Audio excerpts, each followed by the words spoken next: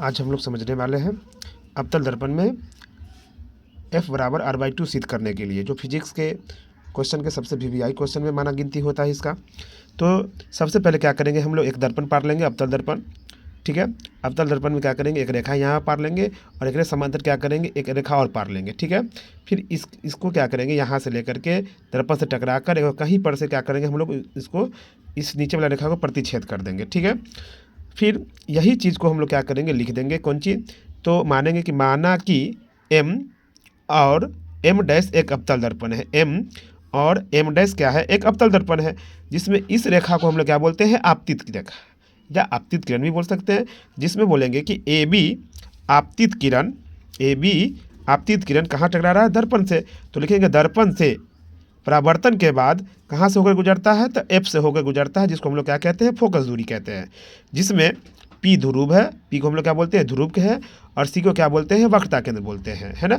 ये चीज़ याद रखने वाला है कि AB आपतित किरण दर्पण से परावर्तन के बाद कहाँ से होकर गुजरता है, तो बोलेंगे सर जी F से होकर गुजरता है, जिसमें P क्या है, P को हम लोग ध्रुव कहते हैं और C को क्या बोलते हैं, वक्रता केंद्र, और इधर क्या होता है, अनंत रेखा होती है। ठीक है, यही चीज़ को हम लोग क्या करेंगे, हिंदी में इधर लिखेंगे कि माना कि M और M डैश एक अवतल दर्पण है, जिसमें AB आपतित किरण दर्पण से परावर्तन होने के बाद है ना F से होकर गुजरता है, जिसमें P ध्रुव है तथा C वक्रता केंद्र है। तो सिद्ध क्या करना है हम लोगों को, F बराबर में r/2 है ना। अच्छा, कोण I और बराबर क्या है कि कोण R है। कैसे, हम लोग जानते हैं, देखिए कि E कोण और E कोण क्या है, कि इसको हम लोग क्या बोलते हैं, हम लोग जानते होंगे कि इसको E की रेखा जो इसको हम लोग क्या बोलते हैं, आपतित किरण बोलते हैं, और E जो है C और B जो है इसको हम लोग क्या बोलते हैं, अभिलंब बोलते हैं। तो याद किए नहीं तो याद कर लीजिएगा, आपतित किरण और अभिलंब के बीच बने कोण को हम लोग क्या बोलते हैं, आपतन कोण, जिसे हम लोग कौन चीज़ से सूचित करते हैं, तो I से सूचित करते हैं। ठीक है, फिर अभिलंब और परावर्तन क्या है, B और F जो है क्या है, यह परावर्तित किरण है। तो हम लोग बोलेंगे कि अभिलंब और परावर्तित किरण के बीच बने कोण को हम लोग क्या बोलते हैं, तो परावर्तन कोण बोलते हैं। जिसमें तो इसको हम लोग कौन चीज़ सूचित करते हैं, R से। आप प्रकाश के परावर्तन के नियम में हम लोग जाने होंगे कि आपतन कोण और परावर्तन कोण क्या होता है, आपस में बराबर होता है। तो ये कोण और ये कोण बराबर हो गया कैसे, तो हम लोग बोलेंगे सर जी प्रकाश के परावर्तन के नियम से, क्योंकि प्रकाश के परावर्तन के नियम कहता है कि आपतन कोण और परावर्तन कोण क्या होता है, बराबर होता है। तो इसीलिए हम लिख लेंगे कौन चीज़, कोण I और कोण R बराबर है कैसे, तो परावर्तन के नियम से। फिर कोण ABC, कोण ABC और BCF बराबर है कैसे, तो बोलेंगे एकांतर कोण से। क्योंकि हम लोग जानते होंगे अगर मैथ में ट्रायंगल वाला चैप्टर में कि अगर मान लीजिए दो रेखा है, मान लीजिए कि ये दो रेखा है और एक दूसरे को प्रतिच्छेद करता है, तो ये और ये क्या होता है, आपस में बराबर होता है। ये कोण अगर मान लीजिए ये 70 डिग्री है तो ये भी कितना होता है, 70 डिग्री का होता है। मान लीजिए ये 40 डिग्री है तो ये भी क्या होता है, 40 डिग्री का होता है। यानी कि ये कोण और ये कोण आपस में क्या होता है, बराबर होता है। तो इस और इस कोण को हम लोग क्या बोलते हैं, एकांतर कोण। तो यहाँ भी क्या है कि कोण ABC और BCF बराबर है कैसे, तो बोलेंगे कि एकांतर कोण होने से। कौन कोण होने से, एकांतर कोण होने से। अब ये और ये कोण आपस में क्या हो गया, बराबर हो गया, यानी कोण B और कोण C क्या हो गया, आपस में बराबर हो गया। तो जब दो कोण आपस में बराबर होता है किसी भी त्रिभुज के, जब दो कोण आपस में बराबर होता है उस त्रिभुज को हम लोग क्या बोलते हैं, समद्विबाहु त्रिभुज बोलते हैं। जब दो कोण आपस में बराबर होता है तो उसको हम लोग क्या बोलते हैं, तो समद्विबाहु त्रिभुज कहते हैं।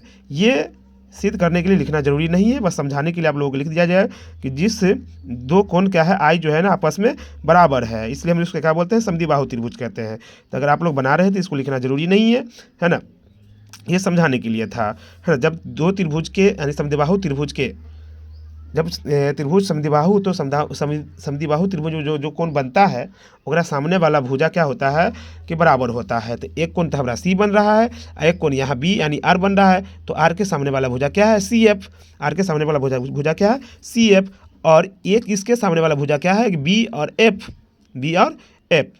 तो CF और BF क्या है, आपस में बराबर है, क्योंकि हम लोग जानते हैं कि समद्विबाहु त्रिभुज के सामने कोण के सामने वाला भुजा क्या होता है, बराबर होता है। तो देखिए ना कि कोण C है तो कोण C के सामने क्या है, तो B और F है ना, है BCF त्रिभुज में। तो ये BF और ये CF क्या है, आपस में दोनों बराबर है। तो इसलिए हम लोग क्या लिख दिए कि CF बराबर में BF। इसको हम लोग क्या करते हैं, समीकरण 1 मान लेते हैं। फिर अगर मान लीजिए कि त्रिभुज ई बी बिंदु जो है, कौन बिंदु, ये बी बिंदु, ये बी है, बी बिंदु अगर धीरे धीरे मान लीजिए कि अगर पी के निकट आता है, ये बी बिंदु धीरे धीरे क्या करते हैं, मान लीजिए बी को उठा करके धीरे धीरे अगर लाते हैं पी बिंदु पर, तो ये बी एफ बी और पी एफ एक दूसरे को बराबर होगा कि नहीं, हाँ होगा। पी एफ यानी कहने का मतलब एफ बी और ई पी एफ पी दोनों आपस में क्या हो जाएगा, बराबर। तो यही लिखे हैं कि यदि बी बिंदु पी के बहुत निकट हो तो क्या होगा कि बी एफ यानी बी एफ बराबर में पी एफ बोल दो या सी एफ बोल दीजिए, है ना, यानी ये और ये दोनों क्या हो जाएगा, आपस में बराबर होगा। तो बी एफ बराबर सी एफ, यानी त्रिभुज एक हमने कहा है समीकरण, इसको एक माने हुए थे, इसको क्या मान लिए हम लोग, समीकरण 2। अब समीकरण 1 और 2 को तुलना करते हैं हम लोग, तो समीकरण 1 में क्या है देख लीजिए कि सी एफ बराबर में बी एफ, और समीकरण 2 क्या निकला आपको, बी एफ बराबर में पी एफ। तो अगर दोनों को तुलना करते हैं तो ये बी एफ से बी एफ यानी कहने का बी एफ और बी एफ क्या हो जाएगा, आपस में बराबर है, तो कट जाएगा ये, है तो बच गया कौन, सी एफ बराबर पी एफ। तो ये सी एफ, ये समीकरण 1 क्या था, सी एफ बराबर बी एफ और बी एफ बराबर में पी एफ। तो ये बी एफ और ये बी एफ क्या होता है, आपस में कट जाता है, तो बचता क्या है, सी एफ बराबर में पी एफ। अब इससे आगे समझते हैं हम लोग, क्या कहता है कि पी सी बराबर, यानी कहने का मतलब ये पी और ये सी, पी और सी बराबर, यानी पी सी जब हमको लोगों को निकालना होगा तो बताइए कि ये दोनों भुजा यानी पी और सी निकालने के लिए हम लोग लिख सकते हैं सी एफ बराबर में पी एफ बोल दो या एफ पी बोल दो। यानी कहने का मतलब मान लीजिए कोई लंबी भुजा हो, ये हम देते हैं, तो इसको हम लोग क्या नाम दे देते हैं, ये सी है मेरा और ये पी है और इसको हम लोग क्या बोलते हैं, एफ है। तो ये दोनों जोड़िए के ना हम लोग पी सी पुराएंगे, यानी सी इसको और इसको जोड़ेंगे, यानी सी और एफ, सी और एफ और पी को जोड़ेंगे तभी ना पी सी होगा। तो हम लोग लिख सकते हैं कि ना पी सी बराबर कौन चीज़, सी एफ बराबर में सॉरी प्लस में पी एफ लिख सकते हैं कि नहीं। यानी जब पी सी मान लीजिए हम आपको बोलते हैं कि पी सी की दूरी ज्ञात करना है, तो पी सी निकालने के लिए क्या करना पड़ेगा, ये दोनों दूरी मान लीजिए ये 50 है और ये 50 है ना, तो पीसी अगर ज्ञात करना होगा तो पीसी कितना हो जाएगा, 100 होगा कि नहीं, यानी 50 ये 50 मिल करके।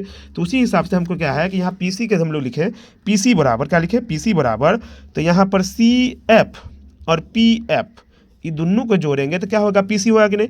तो पीसी बराबर C F plus P F लिख सकते हैं कि नहीं, हाँ लिख सकते हैं।